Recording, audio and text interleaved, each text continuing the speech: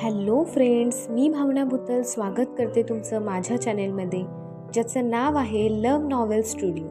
चला तर मग स्टोरीला सुरुवात करूया. पण त्याआधी चॅनेलला सबस्क्राईब केलं नसेल तर सबस्क्राईब करा आणि बेल आयकनवर क्लिक करा. कथेचं नाव आहे मिस्टर सोलमेट, मी फक्त तुझीच.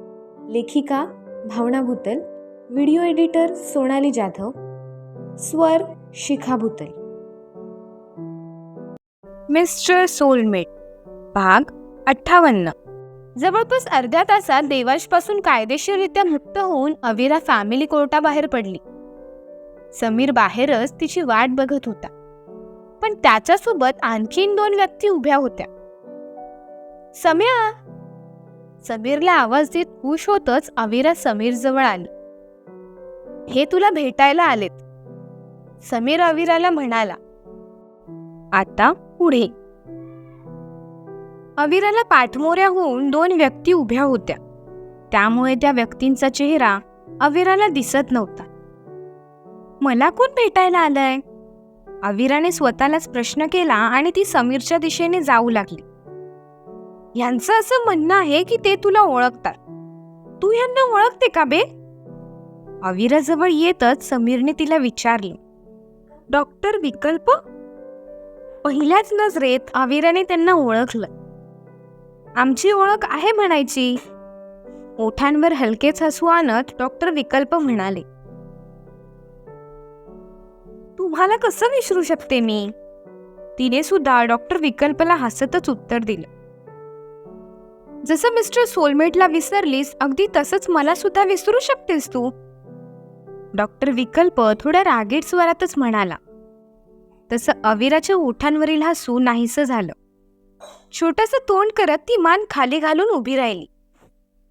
बरं, तू यांना तरी ओळखतेस का? म्हणत डॉक्टर विकल्पने तिला प्रश्न केला. अविराने मान वर काढत डॉक्टर विकल्प सोबत असलेल्या गृहस्थाकडे पाहिलं. साधारण 60च्या घरात असलेला गृहस्थ तिच्यासमोर उभा होता. सावळा रंग, कपाळावर टक्कल, नाकाच्या शेंड्यावर अडकवलेल्या भिंगाच्या चष्म्याने अविराला त्या व्यक्तीचे डोळे सुद्धा नीट दिसत नव्हते. अविरा बेटा, मला ओळखले नाही तुम्ही, पण मी मात्र तुम्हाला ओळखलं, ती व्यक्ती ओठ रुंदावतच म्हणाली. पापण्यांची मंद हालचाल करत अविरा त्या व्यक्तीच्या चेहऱ्यावरील हावभावाकडे एकटक पाहू लागली. तिच्या हृदयाची त्या व्यक्तीसोबत ओळख पटली होती, पण मेंदू मात्र ओळख दाखवत नव्हता. मेंदूवर जास्त स्थान दिला, त्यामुळे हलकीशी कळ तिला तिच्या मेंदूच्या नसातून जाणवली. पटकन तिने स्वतःचं डोकं धरलं आणि नकारार्थी स्वतःची मान डोलवली. मला आठवत नाहीये काही. तुम्ही मला कसं काय ओळखता? अविराने उलट प्रश्न त्या वयस्कर गृहस्थाला केला. ती वयस्कर व्यक्ती डॉक्टर विकल्पकडे पाहू लागली. आपण एका शांत ठिकाणी जाऊन बसूयात. मे बी आपण या सगळ्यावर नीट बोलू शकतो, डॉक्टर विकल्पने विचारलं. तसं अविराने हो म्हणून मान डोलवली. चला मग, डॉक्टर विकल्प म्हणाला. तसं सगळेच त्याच्या मागे जाऊ लागले. ते युग कुठे आहेत? डॉक्टर विकल्पला बघून मनात उफाळणारा प्रश्न तिने अखेर ओठाबाहेर काढला. युकेला गेलाय तो, डॉक्टर विकल्प उत्तरले. म्हणून फोन स्विच ऑफ येतोय ना त्यांचा? अविराने घाबरतच पुन्हा दुसरा प्रश्न केला. तुला काय वाटलं? तुझ्यावर रागवून त्याने नंबर चेंज केला का? डॉक्टर विकल्पने हसतच विचारलं. तसं अविराने हो म्हणून मान डोलवली. कितीही काहीही झालं तरी तो तुझ्यावर कधीच रागवणार नाही.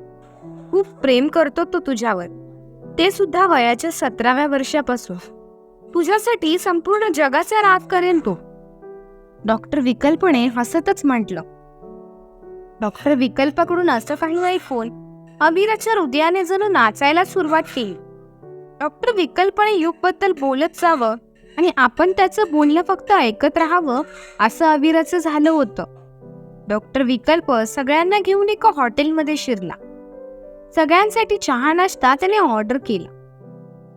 हे कोण आहेत हे तुला स्वतः सांगतील, पण त्याआधी तुला ते सांगतील त्या गोष्टीवर विश्वास बसावा म्हणून ते तुला काही फोटो सुद्धा दाखवतील, म्हणजे तुझी खात्री होईल की ते जे बोलतात ते खरं आहे, डॉक्टर विकल्प म्हणाला. त्या वयस्कर गृहस्थाने स्वतःसोबत आणलेल्या बॅगेतून जुन्या काळातील एक अल्बम बाहेर काढला आणि तोच अल्बम त्याने अविरासमोर ठेवला. अल्बमवर उजवा हात ठेवत अविराने डॉक्टर विकल्पकडे पाहिलं. ती भगवद्गीता नाही ज्यावर तू हात ठेवून राहिली, फोटो अल्बम आहे तो, समीर म्हणाला. अविराने डोळ्यात राग आणत त्याच्याकडे पाहिलं. कोर्टात जाऊन आली ना तू? मला वाटलं तिथला थोडा असर तुझ्यात बाकी असेल. अविरापासून स्वतःची नजर चोरतच समीर म्हणाला. खरे तर मला सुद्धा असंच वाटलं. डॉक्टर विकल्प सुद्धा समीरला साथ देत म्हणाला. बघ अवे, डॉक्टरांना बी तसंच वाटून राहिले. समीर अविराचे गाल ओढतच म्हणाला. अविराने लटक्या रागातच त्याचा हात बाजूला केला आणि गाल फुगवतच त्याच्याकडे पाहू लागले. राग भरपूर आहे तुला, डॉक्टर विकल्प म्हणाला. अजिबात नाही. तिचा राग ना फक्त या गरीबावर निघतो, बाकी कोणावर नाही.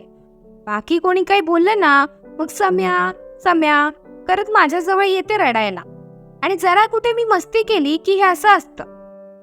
2 मिनिटांपूर्वी भेटलेल्या डॉक्टर विकल्प समोर अविराची तक्रार करतच समीर म्हणाला. कठीण आहे मग युगचं, डॉक्टर विकल्पने असं म्हणताच अविराने डोळे मोठे करतच त्यांच्याकडे पाहिलं. मी त्यांच्यावर असं राग वगैरे अजिबात नाही काढणार आणि ह्याला मारते तसं त्यांना अजिबात मारणार नाही. अविरा भोळसट मनाने पटकन बोलून रिकामी झाली. तू ह्याला मारतेस पण? आता तर खरंच खूप कठीण आहे माझ्या युगचं, डॉक्टर विकल्प अविराला अजून त्रास देतच म्हणाला. अविराच्या चेहऱ्यावरील भावच बदलले. डोळ्यात पाणी आणतच तिने समीरकडे पाहिलं. मस्ती करून राहिले ना ते, तू काहून सिरियस घेते बे? अविराच्या हातावर हात ठेवतच समीर म्हणाला. मी त्यांचा राग केला म्हणून सगळं कठीण होऊन बसलंय ना. ती तर सारखं सारखं मला बोलत होते माझ्यावर विश्वास ठेव, आणि मी त्यांच्यावर विश्वासच नाही ठेवला, म्हणून माझ्यासोबत सगळं असं नको ते होऊन बसलंय. अविरा रडतच म्हणाली. आतापर्यंत जे झालं ते झालं, पुढे आपल्यासोबत चांगलंच होईल हा विचार कर, डॉक्टर विकल्प म्हणाला. तसा विचार तर मी नेहमीच करते, पण सगळी वाईट लोक मलाच भेटतात, अविरा रडतच म्हणाली. मला वाईट बोलून तू सरळ सरळ माझा इन्सल्ट करतेस अविरा, डॉक्टर विकल्प गंभीरपणेच म्हणाला. मी तुम्हाला वाईट बोलत नव्हती, ते तर मी. अविरा पुढे काही बोलणार त्याआधीच डॉक्टर विकल्पने तिला हाताचा पंजा दाखवतच अडवलं. बस कर अविरा, बस कर, माझ्याने अजून अपशब्द ऐकवले नाही जाणार, डॉक्टर विकल्पने चेहऱ्यावर गंभीर भाव ठेवतच म्हटलं. पण डॉक्टर विकल्प आपली मस्ती करतोय हे कळायला तिला वेळ लागला नाही.